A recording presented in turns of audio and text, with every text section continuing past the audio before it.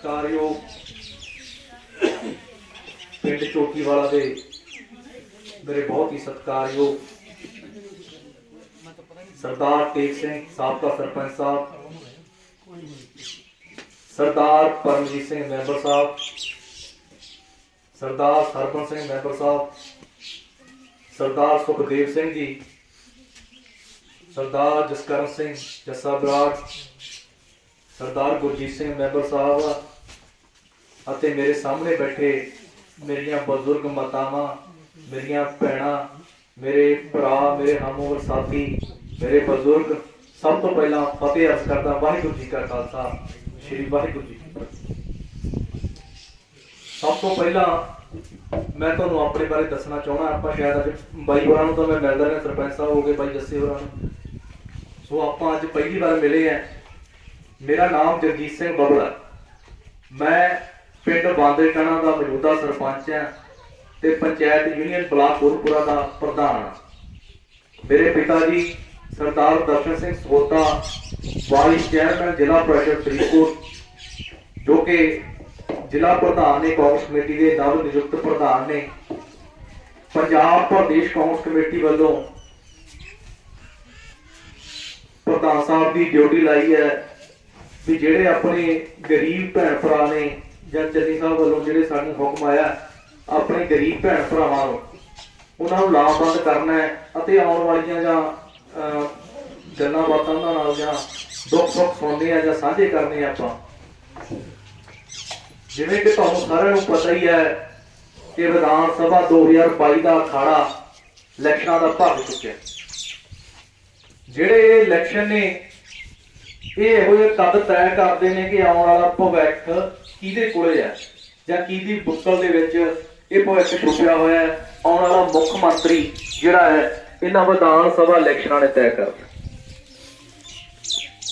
ਜਦੋਂ ਦਾ ਦੇਸ਼ ਆਜ਼ਾਦ ਹੋਇਆ 1947 ਤੋਂ ਲੈ ਕੇ ਬਾਈ ਜੀ ਹੋਰੀ ਬੈਠੇ ਨੇ, ਪੜ੍ਹੇ ਲਿਖੇ ਨੇ, ਸੂਝਵਾਨ ਨੇ, ਅੱਜ ਤੀਕ ਆਪਣੇ ਗਰੀਬ ਭਾਈਚਾਰੇ ਦਾ ਕੋਈ ਵੀ ਮੈਂ ਸਮਝਦਾ ਅੱਜ ਤੀਕ ਮੁੱਖ ਮੰਤਰੀ ਜਾਂ ਬਹੁਤ ਇਹ ਵੱਡੀ ਆਪਣੇ ਮਾਣ ਵਾਲੀ ਗੱਲ ਹੈ।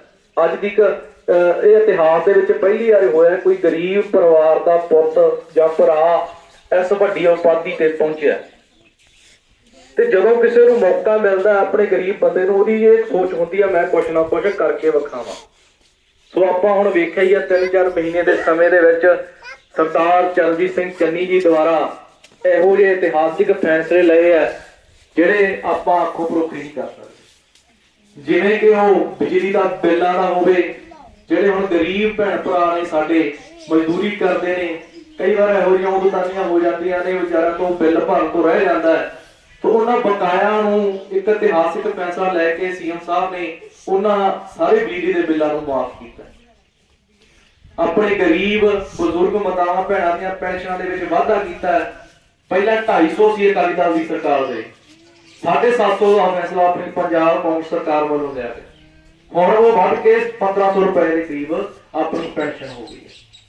ਤੇ ਜਦੋਂ ਆਪਣੀ ਸਰਕਾਰ ਬਣ ਗਈ ਆਉਣ ਵਾਲੇ ਸਮੇਂ ਦੇ ਵਿੱਚ ਵੀ ਆਪਣੀ ਪੈਨਸ਼ਨ ਦੇ ਵਿੱਚ ਵਾਧਾ ਹੋਊਗਾ, 2250 ਕਰੀਬ ਇਹ ਪੈਨਸ਼ਨ ਹੋ ਜਾਣੀ। ਸੋ ਮੇਰੀਆਂ ਤੁਹਾਡੇ ਨਾਲ ਗੱਲਾਂ ਕਰਨ ਦਾ ਅੱਜ ਮੇਰਾ ਮਕਸਦ ਇਹ ਹੈ ਵੀ ਆ ਨਿੱਕੇ ਨਿੱਕੇ ਬੱਚੇ ਪੜ੍ਹਦੇ ਨੇ, ਇਹਨਾਂ ਨੇ ਇਤਿਹਾਸ ਪੜ੍ਹਨਾ ਤੇ ਇਤਿਹਾਸ ਲਿਖਣਾ ਤੇ ਆਪਾਂ ਕਿਤੇ ਇਹ ਨਾ ਹੋਵੇ ਆਪਾਂ ਮੌਕਾ ਆਪਾਂ ਖਿਚਾ ਲਈਏ। ਤੇ ਮਾਲਕ ਨੇ ਇਹੋ ਜਿਹੀ ਬਖਸ਼ਿਸ਼ ਕੀਤੀ ਹੈ ਵੀ ਆਪਣੇ ਬਰਾਦਰੀ ਦਾ ਆਪਣਾ ਭੈਣ ਭਰਾ ਸੀਐਮ ਬਣ ਜਾ ਰਿਹਾ।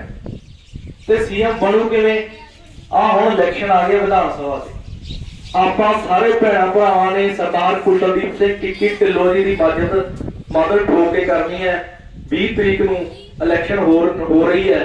ਸੋ ਆਪਾਂ ਜੇਕਰ ਢਿੱਲੋਂ ਸਾਹਿਬ ਤਗੜੇ ਹੋਣਗੇ ਆਪਾਂ ਇਹਨਾਂ ਦੀ ਵੋਟ ਪਾਵਾਂਗੇ, ਇਹਨਾਂ ਨੂੰ ਤਗੜੇ ਹੋਣਗੇ, ਜਿੱਤ ਕੇ ਵਿਧਾਨ ਸਭਾ ਵਿੱਚ ਜਾਣਗੇ ਤੇ ਆਉਣ ਵਾਲਾ ਮੁੱਖ ਮੰਤਰੀ ਸਰਦਾਰ ਚਰਨਜੀਤ ਸਿੰਘ ਚੰਨੀ ਹੀ ਹੋਵੇਗਾ। ਸੋ ਇਹ ਮੈਂ ਤੁਹਾਡੇ ਕੋਲੇ ਬੇਨਤੀ ਲੈ ਕੇ ਆਇਆ, ਕਿਤੇ ਇਹ ਨਾ ਹੋਵੇ ਆਪਾਂ ਕੋਈ ਗਲਤ ਫੈਸਲਾ ਲੈ ਲਈਏ। ਕਾਂਗਰਸ ਨੇ ਆਪਣੇ ਲਈ ਕੀ ਕੀਤਾ? ਆਪਣੇ ਗਰੀਬ ਭੈਣ ਭਰਾ ਜਿਹੜੇ ਪੜ੍ਹੇ ਲਿਖੇ ਇਹਨਾਂ ਨੂੰ ਸਭ ਨੂੰ ਪਤਾ, ਆਪਣੇ ਡਾਕਟਰ ਭੀਮਰਾਓ ਅੰਬੇਡਕਰ ਜੀ ਜਿਨ੍ਹਾਂ ਨੇ ਆਪਾਂ ਨੂੰ ਇਤਿਹਾਸ ਲਿਖ ਕੇ ਦਿੱਤਾ ਜਾਂ ਇਤਿਹਾਸ ਸਿਰਜ ਕੇ ਦਿੱਤਾ, ਆਪਾਂ ਨੂੰ ਵੋਟ ਪਾਉਣ ਦਾ ਅਧਿਕਾਰ ਡਾਕਟਰ ਭੀਮਰਾਓ ਅੰਬੇਡਕਰ ਜੀ ਨੇ ਦਿੱਤਾ। ਸਰਕਾਰ ਕਾਂਗਰਸ ਦੀ ਸਰਕਾਰ ਦੇ ਵਿੱਚ ਉਹ ਕਾਨੂੰਨ ਮੰਤਰੀ ਸਨ।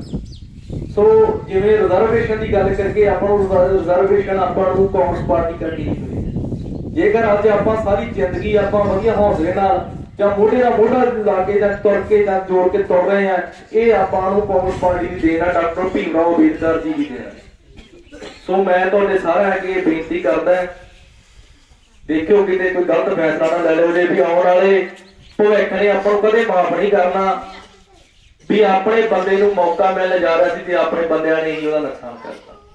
ਤੇ ਮੈਨੂੰ ਮਾਣ ਹੈ ਵੀ ਭੈਣਾਂ ਭਰਾਵਾਂ ਤੇ ਉਹ ਇਹੋ ਜਿਹਾ ਕੋਈ ਗਲਤ ਫੈਸਲਾ ਨਹੀਂ ਲੈਣਗੇ। ਸੋ ਇੰਨੀਆਂ ਬੇਨਤੀਆਂ, ਤੇ ਜੇਕਰ ਕੋਈ ਵੱਧ ਘੱਟ ਗੱਲ ਕਹੇਗਾ ਖਿਮਾ ਦਾ ਜਾਚਕ ਹੈ। ਇੱਕ ਮੈਨੂੰ ਗੱਲ ਯਾਦ ਆ ਗਈ, ਪੁਰਾਣੇ ਬਜ਼ੁਰਗ ਕਹਿੰਦੇ ਸੀਗੇ ਆਪਦਾ ਮਾਰੂ ਛਾਵੇਂ ਸਿੱਟੂ। ਸੋ ਇਹ ਤਾਂ ਕਹਾਵਤਾਂ ਦੀਆਂ ਗੱਲਾਂ ਹੈ।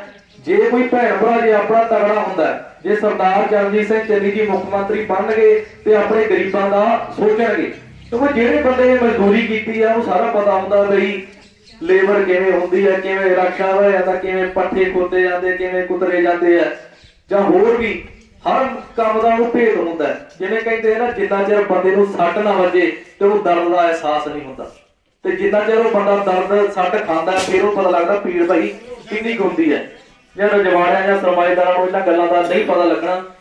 ਸੋ ਮੈਂ ਤੁਹਾਨੂੰ ਹੱਥ ਜੋੜ ਕੇ ਬੇਨਤੀ ਕਰਦਾ ਕਿ ਆਪਾਂ ਸਾਰਿਆਂ ਨੇ ਸਰਦਾਰ ਕੁਸ਼ਲਦੀਪ ਸਿੰਘ ਕਿੱਕੀ ਢਿੱਲੋਂ ਜੀ ਦੀ ਮਦਦ ਕਰਨੀ ਹੈ। 20 ਤਰੀਕ ਨੂੰ ਆਪਾਂ ਉਹਨਾਂ ਦੇ ਹੱਕ ਵਿੱਚ ਫਤਵਾ ਦੇਣਾ ਹੈ ਤੇ ਆਉਣ ਵਾਲੇ ਮੁੱਖ ਮੰਤਰੀ ਸਰਦਾਰ ਚਰਨਜੀਤ ਸਿੰਘ ਚੰਨੀ ਜੀ ਨੂੰ ਬਣਾਇਆ ਜਾਵੇ। ਹੁਣ ਤੁਹਾਡੇ ਮੈਂ ਦੇਖ ਰਿਹਾ ਜੀ ਪਿੰਡ ਦੇ ਵਿੱਚ ਕਿੰਨੇ ਸੋਹਣੇ ਵਿਕਾਸ ਕਾਰਜ ਸਰਦਾਰ ਕੁਸ਼ਲਦੀਪ ਸਿੰਘ ਕਿੱਕੀ ਢਿੱਲੋਂ ਜੀ ਵੱਲੋਂ ਕਰਵਾਏ ਜਾ ਰਹੇ ਆ, ਜਿਹੜੇ ਹੋ ਵੀ ਰਹੇ ਨੇ, ਲਗਾਤਾਰ ਚੱਲ ਵੀ ਰਹੇ ਨੇ। ਸੋ ਇੰਨੀਆਂ ਬੇਨਤੀਆਂ, ਖਿਮਾ ਦਾ ਜਾਚਕ ਹੈ। ਵਾਹਿਗੁਰੂ ਜੀ ਕਾ ਖਾਲਸਾ, ਸ੍ਰੀ ਵਾਹਿਗੁਰੂ ਜੀ ਕੀ ਫਤਿਹ।